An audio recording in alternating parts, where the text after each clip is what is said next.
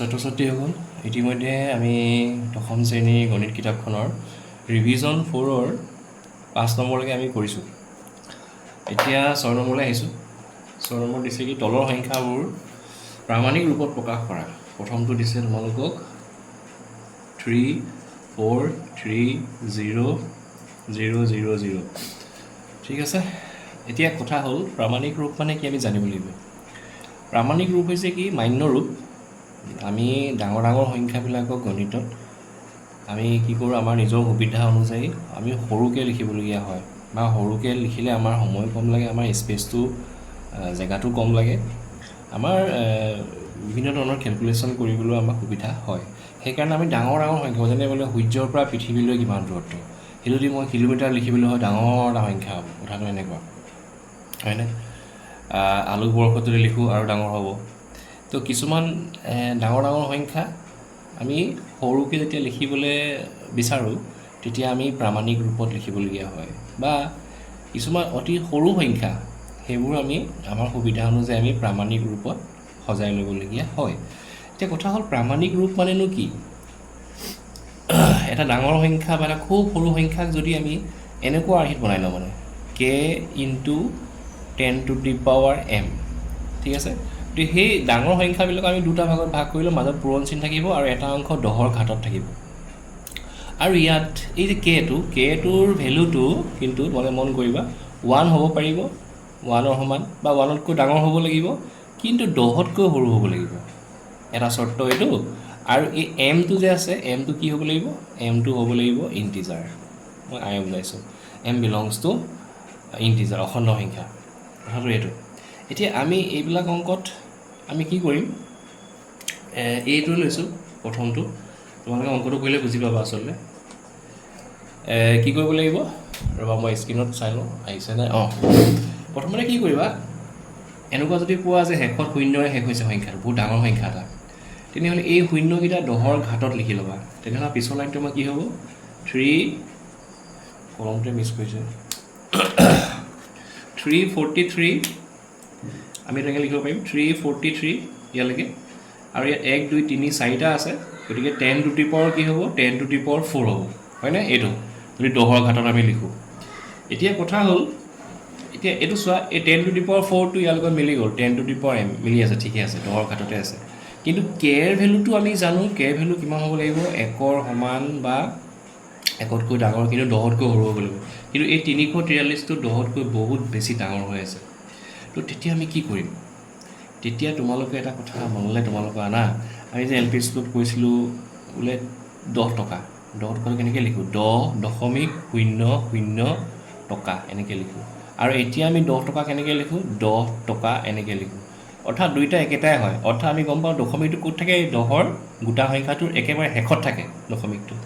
343 এটা গোটা সংখ্যা, তেনে দশমিকটো ক'ত থাকিব, দশমিকটো ইয়াত থাকে, ইয়াত। এতিয়া যদি মই 10তকৈ সৰু সংখ্যা কৰিবলৈ হয় 343টো, তেনেহ'লে নিশ্চয় মই কি কৰিব লাগিব, দশমিকটো মই ইয়ালৈ আনিব লাগিব। ক'লৈ আনিব লাগিব, ইয়ালৈ। এটা অংকৰ পিছত,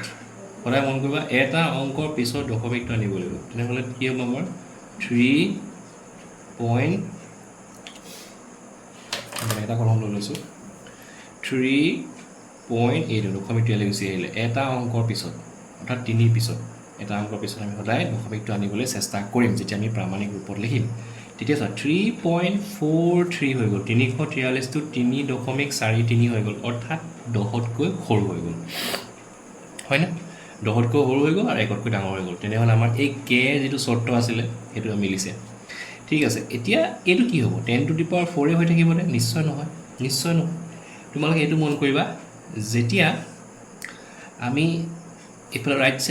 ছাইড, ঠিক আছে, ৰাইট ছাইডৰ পৰা এটা সংখ্যাৰ দশমিকটো লেফ্ট ছাইডলৈ নিম, তোমালোকে স্ক্ৰীনশ্বট মাৰি থ'বা। এতিয়া এই দশমিকটো চোৱা, ৰাইট ছাইডত আছিলে, সি লেফ্ট ছাইডলৈ গৈছে, তেতিয়া 10ৰ ঘাত বাঢ়িব। কি হ'ব, এইটো মনত ৰাখিবা, 10ৰ ঘাত বাঢ়িব। আৰু যেতিয়া লেফ্ট ছাইডৰ পৰা ৰাইট ছাইডলৈ যাব, তেতিয়া ওলোটা হ'ব, 10ৰ ঘাত কমিব। এতিয়া কিমান বাঢ়িব কিমান কমিব সেইটো জানিব লাগিব। কিমান বাঢ়িব বা কিমান কমিব, আমি যিমান অংকৰ আগলৈ নিম মানে বাওঁফালে নিম সিমান কি হ'ব পাৱাৰ বাঢ়িব 10ৰ ঘাত বাঢ়িব অৰ্থাৎ ইয়াত মই কি কৰিছোঁ দশমিকটো ইয়াত আছে দুটা অংকৰ আগলৈ আনিছোঁ ইয়ালৈ আনিছোঁ তেনেহ'লে কি হ'ব তেনেহ'লে 10ৰ ঘাত 2 বাঢ়িব 4 আছিলেই এইটো 4 আছিলেই আৰু 2 এটা ইয়াত যোগ কৰি দিবা এইটো বুজি পালানে কথাটো কেলৈ বাঢ়িলে কাৰণ বাওঁফালে গ'ল সোঁফালৰ পৰা বাওঁফালে গ'ল সোঁফালৰ পৰা বাওঁফালে গ'লে বাঢ়ে 10ৰ ঘাত আৰু কিমান বাঢ়িব যিমানটা অংকৰ আগলৈ যাব বা বাওঁফালে যাব ঠিক আছে তেনেহ'লে আমাৰ শেষত গৈ পিনি উত্তৰটো কি হ'ব 3.43 ইনটু 10 টু দি পাৱাৰ 4 যোগ 2 6 এইটো তেনেহ'লে এই গোটেই ৰূপটো আমাৰ ইয়াৰ লগত মিলিছে k into 10 to the power m ৰ লগত মিলিছে মানে kটো হৈ আছে 3.43 mটো হৈ আছে 6 বুজি পাইছানে গতিকে আমাৰ এইটো প্ৰামাণিক ৰূপত লিখা হৈ গ'ল তেনেহ'লে 3,430,000ৰ তেনেহ'লে প্ৰামাণিক ৰূপটো কি হ'ব 3.43 ইনটু 10 টু দি পাৱাৰ 6 এইটোৱে আমাৰ আনচাৰ তোমালোকে মাত্ৰ এইটো কথা মন কৰিবা যে শূন্যৰ যেতিয়া শেষ হ'ব প্ৰথমে 10ৰ ঘাটত শূন্যকেইটা লিখি ল'বা যিমানটা শূন্য থাকিব সিমান 10ৰ ঘাট হ'ব তাৰপিছত যিটো গোটা সংখ্যা পাবা সেই গোটা সংখ্যাটোক আমি 10তকৈ সৰু কৰিব লাগিব ঠিক আছে 10তকৈ সৰু কৰিবলৈ হ'লে আমাৰ কি হ'ব যদি আমি দশমিকটো বাওঁফালে নিওঁ তেতিয়া 10ৰ ঘাট বাঢ়িব যোগ কৰিবা আৰু যদি সোঁফালে নিওঁ আমি সেনেকুৱা অংক পামগৈ এতিয়া সোঁফালে নিয়া সোঁফালে যদি আমি নিওঁ দশমিকটো তেতিয়া 10ৰ ঘাটটো কমিব যিমানটা অংকৰ আমি বাওঁফালে বা সোঁফালে নিম সেইটো অনুযায়ী বাঢ়িব বা কমিব ঠিক আছে এইটো মই এটা শেষ কৰিছোঁ 6 নম্বৰ 1 আমি ইয়াৰ পিছৰটো কৰিলে আৰু ভালকৈ বুজি পাম 6 নম্বৰ 2টো দিছে এইটো ইমান ডাঙৰ সংখ্যা তো নিয়মটো একেটাই আমি কি কৰি আমি চাম শেষত ক'ৰ পৰা শূন্য আৰম্ভ হৈছে আৰু কেইটা শূন্য আছে এই 4 পিছৰ পৰা শূন্য আৰম্ভ হৈছে গতিকে আমি 007,004লৈকে লিখিম তাৰপিছত বাকী যিকেইটা শূন্য আছে 1 2 3 4 5 6 7টা আছে সেইকেইটা আমি 10ৰ ঘাটত লিখি দিম 10 টু দি পাৱাৰ কি হ'ব 7 হ'ব 7টা আছে 10 আৰু 7টা পূৰণ হৈ থাকিব গতিকে 10 টু দি পাৱাৰ 7 এতিয়া এইটো কে ভেলু 7004 এইটো একেটো এইটো 1 হ'ব লাগে অঁ 1 হ'ব লাগে এই কেৰ ভেলুটো তেনেহ'লে দেখিছোঁ আমি বহুত ডাঙৰ হৈ আছে 10তকৈ আমি কি কৰিম আমি জানো দশমিকটো ক'ত আছে এতিয়া দুটা সংখ্যা দশমিকত থাকে একেবাৰে শেষত থাকে গতিকে এই স্থানৰ পৰা দশমিকটো আহিব 7ৰ পিছলৈ গতিকে কেইটা আহিলে 3টা গতিকে ৰাইট হেণ্ড ছাইডৰ পৰা লেফ্ট হেণ্ড ছাইডলৈ আহিছে এইটো ৰাইট টু লেফ্ট 10ৰ ঘাট বাঢ়িব তেনেহ'লে এই 10ৰ ঘাটটো বাঢ়ি যাব তো দশমিকটো আহিব 7 পইণ্ট ইয়ালৈ গুচি গ'ল 004 তেনেহ'লে কেইটা গ'ল 3টা গ'ল গতিকে 10 টু দি পাৱাৰ 7 10ৰ ঘাট 7 হৈ আছিলে আৰু 3 তেনেহ'লে বাঢ়িব তেনেহ'লে আমাৰ আনচাৰটো কিমান হ'ব 7.004 ইনটু 10 টু দি পাৱাৰ 10 এইটোৱে আমাৰ আনচাৰ হ'ব 6 নম্বৰ 2টো হৈ গ'লে ঠিক আছে 6 নম্বৰ 3টো লৈ গৈছোঁ পইণ্ট এইটো অলপ বেলেগ ইয়াত দশমিকৰ পিছত শূন্য আছে যেতিয়া এনেকুৱা হ'ব দশমিকৰ পিছত কেইটামান শূন্য থাকিব তাৰ পিছত শেষত কিন্তু শূন্যৰে শেষ নহয় অশূন্য সংখ্যাৰে শেষ হ'ব তেতিয়া আমাৰ নিয়মটো কি হ'ব একেই নিয়ম আমি মানে কি কৰিব লাগিব দশমিকটো আমি এইবাৰ পিছলৈ নিব লাগিব কিয় পিছতহে আমাৰ অশূন্য সংখ্যা আছে কোলে নিম 15 এই 5ৰ পিছত নিলে হ'বনে নহ'ব তেতিয়া কেৰ ভেলুটো 15 হৈ যাব যিটো 10তকৈ ডাঙৰ হৈ যাব গতিকে আমি 1ৰ পিছলৈ নিব লাগিব এইটো অৰ্থাৎ আমি লিখিম 1.5 এইটো ঠিক আছে ইনটু ঠিক আছে এইটো আৰু এটা বস্তু মই তোমালোকক দেখাই লৈছোঁ প্ৰথমতে চিন্তা কৰিবা কি ইয়াত যিহেতু 10ৰ একো ঘাট নাই এই পাৰ্টটো নাই 10টো নাই গতিকে 1 2 3 4 5 6টা আছে 1 2 3 4 5 6টা তাৰপিছতে 1 আছে 5 আছে তো তোমালোকে ধৰি লোৱা এইটো 10 টু দি পাৱাৰ 0 হৈ আছে হয়নে 10ৰ ঘাট মানে শূন্য মানে 1টা আছে কাৰণ আমি ইয়াত পিছফালে এটা পূৰণ চিন এটা 1 এটা যদি আমি পূৰণ কৰোঁ একেটাই হৈ থাকিব গতিকে আমি পূৰণ চিনৰ পিছত এটা 1 আছে বুলি ধৰি ল'ব পাৰোঁ আৰু 1টোকে আমি যিহেতু আমাক 10টো লাগে গতিকে 10 টু দি পাৱাৰ 0 বুলি আমি লিখি ল'ব পাৰোঁ ঠিক আছে এইটো মই মোহাই দিছোঁ তো এইটো হৈ আছে ধৰি লোৱা এতিয়া আমি দেখিছোঁ যে দশমিকটো এবাৰ বাওঁফালৰ পৰা সোঁফাললৈ যাব এই লাইনটো হ'ব লেফ্ট টু ৰাইট এতিয়া 10ৰ ঘাট কমিব দেই ক'লৈ যাব এটা অশূন্য অংকৰ পিছত অৰ্থাৎ 1.5 তোমালোকে কিন্তু পৰীক্ষাত এইবিলাক দেখুৱাব নালাগে ডট ডট দি পিনি মই তোমালোকক বুজিবৰ কাৰণে দিছোঁ 1.5 আৰু এইফালে 10 টু দি পাৱাৰ 0টো আগৰ পৰা আছেই এইটো এতিয়া মই কি ক'লোঁ যেতিয়া লেফ্ট টু ৰাইটলৈ যাব তেতিয়া 10ৰ ঘাত কমিব এতিয়া কেইটা অংকৰ পিছলৈ গ'ল 1 2 3 4 5 6 7টা অংকৰ পিছলৈ গ'ল গতিকে 7 কমিব 0 মাইনাছ কি হ'ব তেনেহ'লে 7 তো আল্টিমেটলি আমাৰ আনচাৰটো কি হ'ব 1.5 into 10 to the power 0 minus 7 মানে -7 এইটোৱে আনচাৰ ঠিক আছে একেবাৰে সহজ 4 নম্বৰটো আমাৰ একেই হ'ব সেইটো আমি কৰিম এতিয়া তো 4 নম্বৰ দিছে 0.00 দশমিকৰ পিছত শূন্যৰে আৰম্ভ হৈছে 4টা শূন্য তাৰপিছত অশূন্য সংখ্যাৰে শেষ হৈছে বা অংকৰে শেষ হৈছে এনেহ'লে আগৰ নিয়মটো হ'ব দশমিকটো ক'লৈ যাব সোঁফাললৈ যাব কোনখিনিলৈকে যাব তো তাৰ আগতে আমি কি লিখি ল'ম আমি লিখি ল'ম যিহেতু 10ৰ ঘাত ইয়াত নাই গতিকে আমি গোটেই সংখ্যাটো এবাৰ লিখি 10ৰ ঘাতটো আমি 0 বুলি ধৰি ল'ম 10 টু দি পাৱাৰ 0 মানে 1 ঠিক আছে তাৰপিছত আমি চিন্তা কৰিম দশমিকটো আমি 1ৰ পিছলৈ নিব লাগিব মানে সোঁফালে এটা দুটা তিনিটা চাৰিটা 5টা অংকৰ পিছলৈ যাব অৰ্থাৎ 1.436 হ'ব আৰু এইফালে যিহেতু 5টা অংকৰ পিছলৈ যাব গতিকে -5 যেহেতু সোঁফালে যাব লেফ্ট টু ৰাইট হ'লে কমি যায় বাৰে বাৰে কৈ আছোঁ গতিকে আনচাৰটো হ'ব 1.436 ইনটু 10 টু দি পাৱাৰ -5 এইটোৱে আনচাৰ ঠিক আছে ঠিকে আছে 5টা হয়নে 1 2 3 4 5 ঠিকে আছে এইটো হৈ গ'ল তোমালোকৰ 6 নম্বৰ 4 এই 6 নম্বৰ 4টা অংকই আছিলে এইকেইটা মই কৰি দিলোঁ 7 নম্বৰটো দিছে তোমালোকক তলৰ সংখ্যাবোৰ সাধাৰণ ৰূপত প্ৰকাশ কৰা অৰ্থাৎ তোমালোকক 6 নম্বৰটোৰ সম্পূৰ্ণ ওলোটা হয় 6 নম্বৰটো তোমালোকক দি দিছিলে সাধাৰণ ৰূপটো তোমালোকক কৈছিলে মান্য ৰূপত লিখা আৰু ইয়াত তোমালোকক মান্য ৰূপটো দি দিছে তোমালোকক কৈছে সাধাৰণ ৰূপত লিখা এইবিলাক অংক একেবাৰে সিম্পল তোমালোকে জাষ্ট পূৰণ কৰি দিবা আৰু পূৰণ কেনেকৈ কৰিবা দশমিকটো নাই বুলি ধৰিলে তোমালোকে জানাই এইবোৰ দশমিকটো নাই বুলি ধৰি আমি গোটেই সংখ্যাটো লিখিম 10001 ঠিক আছে তাৰপিছত 10 টু দি পাৱাৰ 9 আছে পূৰণ কৰিব লাগে 10 টু দি পাৱাৰ 9 মানে কি আমাৰ এই সংখ্যাটোৰ পিছত 9টা শূন্য আহিব গতিকে আমি 9টা শূন্য লিখিম 1 2 3 4 5 6 7 8 9টা ঠিক আছে তাৰপিছত আমি কি চাওঁ আমি চাওঁ দশমিকটো কেইটা অংকৰ আগত আছে সোঁফালৰ পৰা 1 2 3 4টা আগত আছে গতিকে 1 2 3 4টা আগত আমি দশমিকটো ইয়াত দি দিওঁ আমি যেতিয়া পূৰণ কৰোঁ দশমিকৰ পূৰণ হয়নে তো আৰু দশমিকৰ ওচৰত শূন্যৰ কোনো ভেলু নাই আমি এনেকৈ কাটি দিওঁ ঠিক আছে এনেহ'লে আমাৰ সাধাৰণ ৰূপটো কি হ'ব শেষত 10001 আৰু শেষত থাকিব আমাৰ 5টা শূন্য 1 2 3 4 5টা 1 2 3 4 5টা এইটোৱে আমাৰ আনচাৰ হ'ব ঠিক আছে একেবাৰে সহজ তাৰপিছত 2 নম্বৰটো ইয়াতে কৰি দিওঁ 2 নম্বৰটো তোমালোকৰ দিছে ইয়াত মোৰ জুৰিব চাগে জুৰিব ঠিক আছে জুৰিব ইয়াতে মই কৰি দিছোঁ 2 নম্বৰটো দিছে তোমালোকৰ 3.02 ইনটু 10 টু দি পাৱাৰ -6 তো তোমালোকে এইটো দেখিয়ে গম পাইছা মাইনাছ থাকিলে মই তোমালোকক কৈছিলোঁ কি হয় দশমিকৰ পিছত শূন্যৰে আৰম্ভ হয় অৰ্থাৎ এই সংখ্যাটোৰ এই যিকেইটা অশূন্য সংখ্যা আছে প্ৰথম আছে 3 মানে 3ৰ পৰা ষ্টাৰ্ট হৈছে এই সংখ্যাটো 302 তো ইয়াৰ আগত কি হ'ব শূন্য আহিব মানে হয়নে কেইটা আহিব শূন্য আগত -6 অৰ্থাৎ দশমিকটো ইয়াত আছে তেনেহ'লে এই 3টোক লৈ আৰু 5টা আগত শূন্য আহিব তাৰ তেতিয়া 6টা হ'ব আৰু তাৰ আগত দশমিক আহিব অৰ্থাৎ আমি 302টো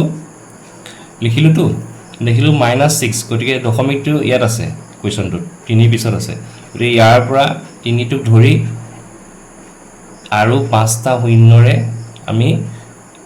1 2 3 চাওঁ 5টা শূন্যৰে আমি শূন্য লিখি আমি এইটো বনাই ল'ব লাগিব 6টা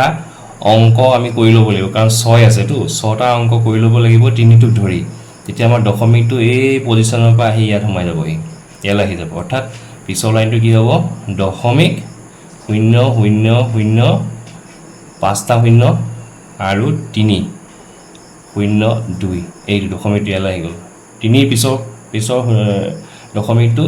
এই আগলৈ গুচি আহিলে হয়নে আৰু এই দশমিকটো যে আছে স্পষ্টকৈ বুজাবৰ কাৰণে আমি আগত এটা এনেই শূন্য দিওঁ তেতিয়াহ'লে আমাৰ আনচাৰটো কি হ'ব এইটোৱে হ'ব এনেকৈ আমি পৰীক্ষাত ডাইৰেক্ট লিখি দিলেও হ'ব এটা নিয়ম এইটো দেই তোমালোকে স্ক্ৰীনশ্বট মাৰি থবা কাৰণ এইটো মই এতিয়া মোহাৰি দিম আৰু এটা নিয়ম আছে সেইটো তোমালোকে কি কৰিবা মই দেখাই দিছোঁ এই 3 পইণ্ট এইটো মই এইটো কোনো লিখিব পাৰিনি চাওঁ চৰি 3.02 আছেতো এইটো আমি এনেকৈ লিখিব নোৱাৰিম জানো 3.02 বাই 10 টু দি পাৱাৰ 6 হয়নে পাৰিম নে পাৰিম 10 টু দি পাৱাৰ -6 মানে কি 1 বাই 10 টু দি পাৱাৰ 6 এইটো নহয় জানো যেনেকৈ আমাৰ সূচকৰ বৃদ্ধি পাইছোঁ a to the power minus এমটো কি হৈ যায় 1/a to the power plus m হৈ যায় এইটো কথা আৰু এই 10 টু দি পাৱাৰ 6 মানে কিনো 1ৰ পিছত 1 2 3 4 5 6টা শূন্য ওপৰত 3.02 আছে দশমিকটো ক'ত আছে 3 পিছত আছে তেনেহ'লে 3 পিছত আছে দশমিকটো তেনেহ'লে ইয়াত আমি কি চাওঁ তেতিয়া তলত আমি চাওঁ শূন্য কেইটা আছে 1 2 3 4 5 6টা আছে গতিকে এই 3ক লৈ 3 আগলৈ আহিব 3ক লৈ আৰু আমাৰ 5টা শূন্য লাগিব আমি ইচ্ছা কৰিলে ইয়াত বহাই ল'ব পাৰোঁ 1 2 3 4 5টা শূন্য এইটো তো তেতিয়া আমাৰ কি হ'ব যিহেতু তলত 6টা আছে অংক বা শূন্য 6টা শূন্য আছে এই ওপৰটো কি হ'ব দশমিকটো য'ত আছে তাৰ পৰা ই আগলৈ দেই আগলৈ মানে লেফ্ট ছাইডে বাওঁফালে 6টা আগত দশমিকটো আহিব সেইকাৰণে আমি 5টা শূন্য দি লৈছোঁ নিজে কাৰণ দশমিকৰ আগত আমি শূন্য যিমান মন যায় আমি দি ল'ব পাৰোঁ আমাৰ যাতে 6টা অংক হয় আমি বনাই লৈছোঁ মানে ঠিক আছে তেনেহ'লে আমাৰ আনচাৰটো কি হ'ব দশমিক আকৌ মিছ কৰিছে মোৰ কলমটোৱে দশমিক ইয়ালৈ গুচি আহিলে ইয়ালৈ তাৰপিছত 5টা শূন্য তাৰপিছত 3 তাৰপিছত এইটো শূন্য তাৰপিছত 2 এইটো দশমিকটো 8 নম্বৰটো দিছে এম নিৰ্ণয় কৰা যাতে left hand side equal to right hand side চৰি গতিকে ইয়াত দেখিছা তোমালোকে এমটো আছে সেইটো চলক হৈ আছে এই চলকৰ মানটো উলিয়াব লাগে ঠিক আছে তেনেহ'লে আমি কি বুলি লিখিম দিয়া আছে গিভেন ডেট আমাক দিয়া আছে আখৰ নাচাবা -3 two the power m plus 1 into -3 to the power 5 is equal to -3 to the power 7 একেবাৰে সহজ অংক কিন্তু এইটো এবাৰ বছৰীয়া পৰীক্ষাত দিছে ক্লাছ 10ৰ কেলে সহজ অংক এইটো ভূমি একে আছে ভূমি একে থাকিলে মাজত পূৰণ চিন থাকিলে সদায় ওপৰ পাৱাৰকেইটা যোগ হৈ যাব তেনেহ'লে পিছৰ লাইনটো আমি কি লিখিম -3 m প্লাছ 1 এই 5টো যোগ কৰি দিম এইটো আৰু ইফালেও কি আছে -3 আছে ভূমি আকৌ পিছৰ লাইনটো আমি দেখিছোঁ দুইফালে একে বেছ আছে একে যদি বেছ থাকে মাজত যদি সমান চিন থাকে তেনেহ'লে ওপৰৰ কি হ'ব এই পাৱাৰকেইটা তেনেহ'লে কি হ'ব লাগিব সমান হ'ব লাগিব তে এই পাৰ্টটো তেনেহ'লে 7ৰ লগত সমান হ'ব লাগিব হয়নে এই -3 কেঞ্চেল তেনেহ'লে আল্টিমেটলি কিমান হ'ল m 5 যোগ 1 6 m প্লাছ 6 ইকুৱেল টু 7 ঠিক আছে তেনেহ'লে এটা চলকৰ সমীকৰণ mটো থৈ দিম 6টো ইফালে লৈ যাম 6টো আকৌ যোগ চিন আছে ইফালে নিলে হ'ব বিয়োগ চিন তো আনচাৰটো কিমান হ'ব 1 এইটোৱে আমাৰ আনচাৰ তেনেহ'লে এমৰ ভেলু কিমান m ইকুৱেল টু 1 ঠিক আছে এইটোৱে আনচাৰ ঠিক আছে মোৰ স্ক্ৰীনত আহিছে নে চাওঁ m ইকুৱেল টু 1 ঠিক আছে এইখিনি 8 নম্বৰতে থাকি গৈছে 9 নম্বৰ কুৱেশ্যনটো দিছে এটা উদ্ভিদ কোষৰ আকাৰ এতিয়া ব্যাসৰ লগত সম্বন্ধ আছে উদ্ভিদ কোষৰ আকাৰ ব্যাস বেছি হ'লে আকাৰ ডাঙৰ হ'ব ব্যাস সৰু হ'লে আকাৰটো সৰু হ'ব 0.0000 দশমিকৰ পিছত 4টা শূন্যৰে আৰম্ভ হৈছে তাৰপিছত অশূন্য 1 2 7 5 অশূন্য সংখ্যাৰে শেষ হৈছে ইমান মিটাৰ গতিকে বহুত সৰু সংখ্যা হয় ইয়াক মান্যৰ ৰূপত প্ৰকাশ কৰিব লাগে তো মই লিখি লৈছোঁ উদ্ভিদ কোষৰ আকাৰ ইমান একেবাৰে সহজ তোমালোকে গম পাইছা যদি দশমিকৰ পিছত শূন্যৰে আৰম্ভ হয় আৰু অশূন্য সংখ্যাৰে শেষ হয় তেনে দশমিকটো সদায় আমাৰ কি হ'ব ৰাইট হেণ্ড ছাইডলৈ যাব সোঁফালে তেনেহ'লে ক'লৈ যাব সোঁফালে তো আমি প্ৰথমতে কি লিখোঁ এনেকুৱা হ'লে আমি প্ৰথমতে 0000 এই গোটেই সংখ্যাটো লিখি লওঁ যিটো 10ৰ ঘাত নাই এই 10ৰ ঘাতটো আমি 0 বুলি ধৰি লওঁ এইটো 10 টু দি পাৱাৰ 0 মানে 1 একেটাই কথা তেতিয়া তাৰপিছত আমি কি কৰোঁ আমি চিন্তা কৰোঁ যে এই দশমিকটো ক'লৈ যাব আমাৰ প্ৰথমটো অশূন্য সংখ্যাৰ পিছলৈ যাব মানে 1 2 3 4 5 1ৰ পিছলৈ মানে 5টা অংকৰ পিছলৈ যাব তো আমাৰ আল্টিমেটলি হৈ যাব 1.275 যেহেতু 5টা অংকৰ পিছলৈ সোঁফালে যাব গতিকে কমিব 5 কমিব ঘাত এইটো তেনে আনচাৰটো কিমান হ'ব 1.275 into 10 to the power -5 metre এইটোৱে আমাৰ আনচাৰ ঠিক আছে 9 নম্বৰ আছিলে এইটো 9 নম্বৰ কুৱেশ্যনটো আনচাৰটো হৈ গ'ল 10 নম্বৰ অংকটো চোৱা এটা থাকত 20 মিলিমিটাৰ বেধৰ মানে প্ৰস্থৰ ডাঠ কিমান ডাঠ 5খন কিতাপ আৰু 0.016 মিলিমিটাৰ বেধৰ 5 খিলা কাগজ আছে থাকটোৰ মুঠ বেধ কিমান মানে কাগজ খিলাৰ প্ৰতিখন খিলাৰ বেধ হৈছে 0.016 মিলিমিটাৰ আমি জানো এখন কাগজৰ যদি আমি প্ৰস্থ বুলি কওঁ কিমান ডাঠ বুলি কওঁ বহুত কম হ'ব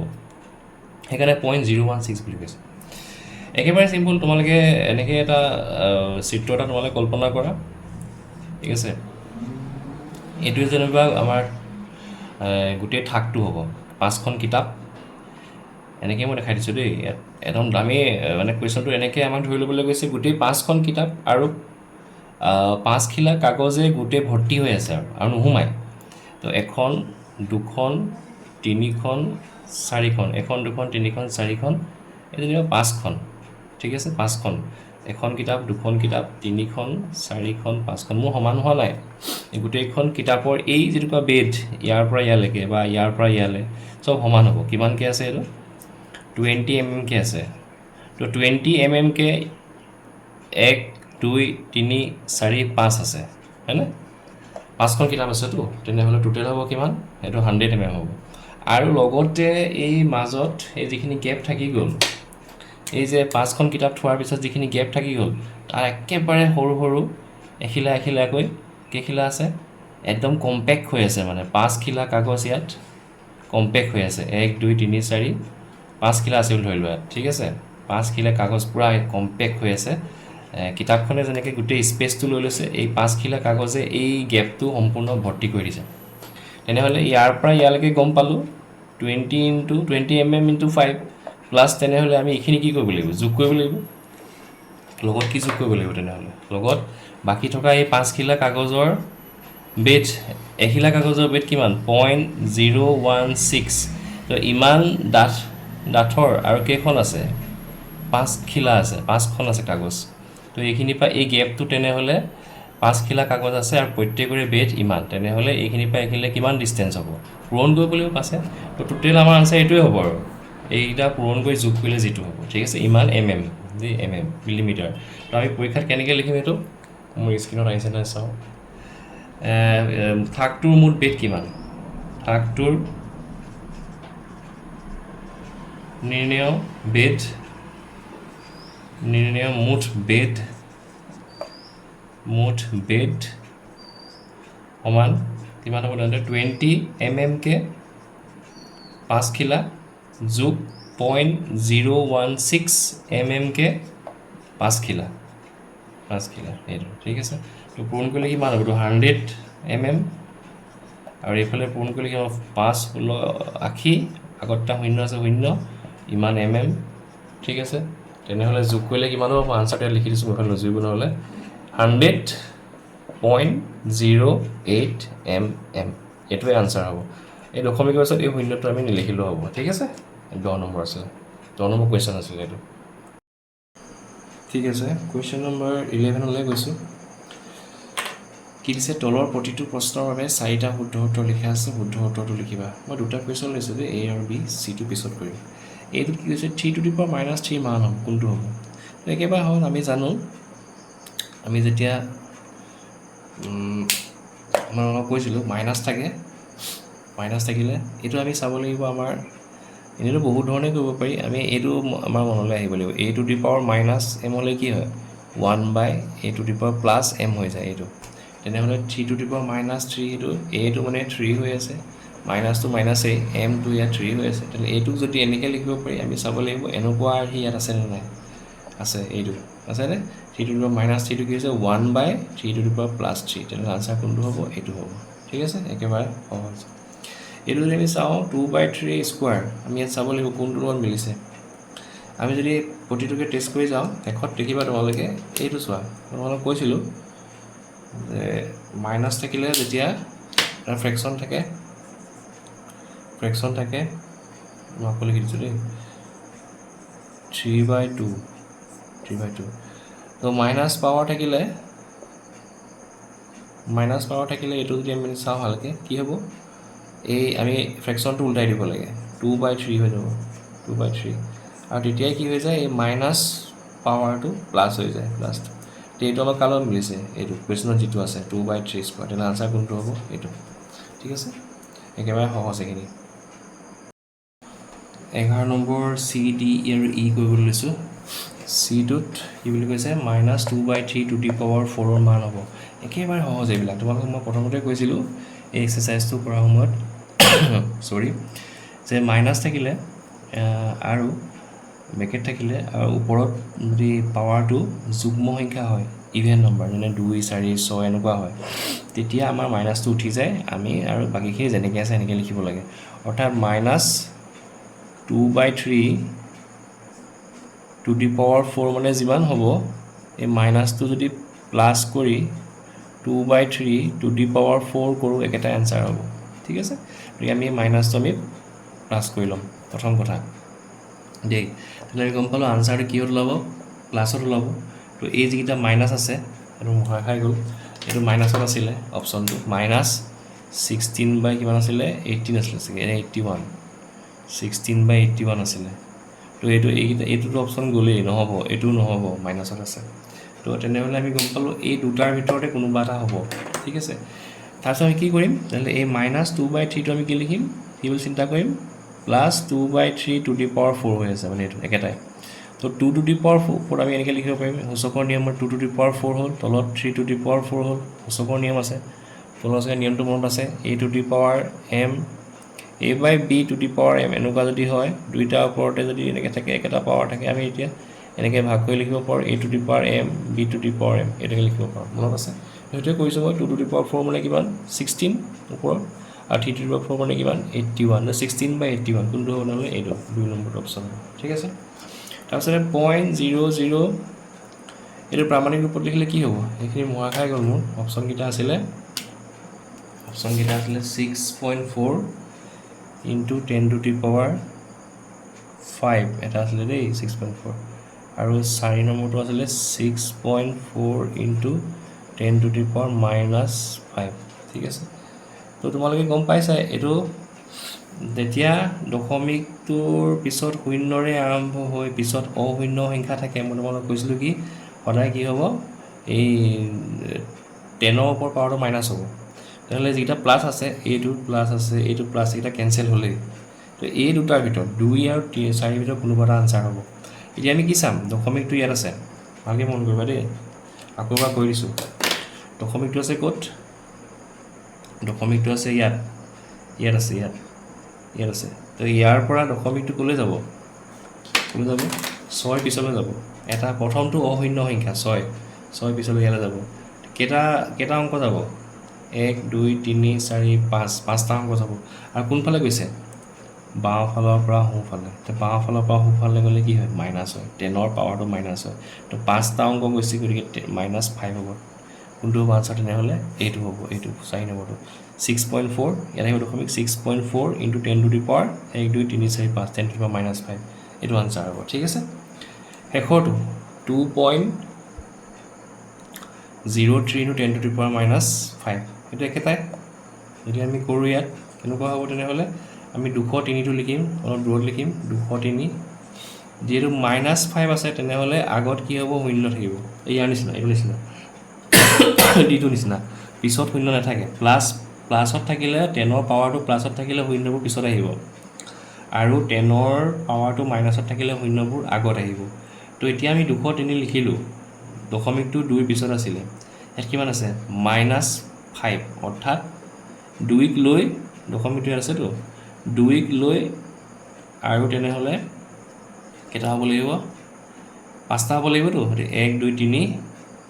4 5 এইকেইটা মানে আমি 4টা আৰু আগত শূন্য দিব লাগিব আৰু 2ক লৈ এতিয়া 5টা হ'ব টোটেল কিন্তু দশমিকটো 2ৰ পিছত আছিলে এতিয়া এই 2ৰ পিছৰ পৰা দশমিকটো ক'লৈ আহিব এই ইয়ালৈ গুচি আহিব ইয়াত দশমিকটো ইয়াত আমি দশমিক দিব নোৱাৰিম 2ৰ পিছত উঠি আহি ক'ৰপালে তেনেহ'লে যিহেতু 5 আছিলে -5 আছিলে গতিকে আগলৈ আহিব গতিকে কি হ'ল তেনেহ'লে দশমিকটো 5টা আগলৈ আহি ইয়াত বহিলেহি তো এই দশমিকটো স্পষ্টকৈ বুজাবলৈ আগতটা শূন্য আমি এনেই দিওঁ সেইটো তেনেহ'লে তাৰ মাইনামটো কি হ'ব 0.0000203 কোনটো হ'ব 0.00020 এইটো হ'ব 2 নম্বৰটো কোনটো আনচাৰ হ'ব তেনেহ'লে আমাৰ 2 নম্বৰ আনচাৰটো হ'ব ঠিক আছে 2 নম্বৰ আনচাৰটো হ'ব তো এইখিনি আছিলে তোমালোকৰ ৰিভিজন 4ৰ 11টা অংক গোটেইখিনি মই আজি শেষ কৰি দিলোঁ আশা ৰাখিছোঁ তোমালোকে ভিডিঅ'বিলাক ভাল পাইছা এনেকৈ চাই থাকিবা আৰু মোৰ চেনেলটো ছাবস্ক্ৰাইব কৰিবা লাইক কৰিবা শ্বেয়াৰ কৰিবা কমেণ্ট বক্সত গৈ কমেণ্ট কৰিবা ভাল কমেণ্ট কৰিবা যাতে মই আৰু ভাল কাম কৰি যাবৰ কাৰণে উৎসাহ পাওঁ তোমালোকক এনেকৈ সহায় কৰি যাব পাৰোঁ thank you bye bye good night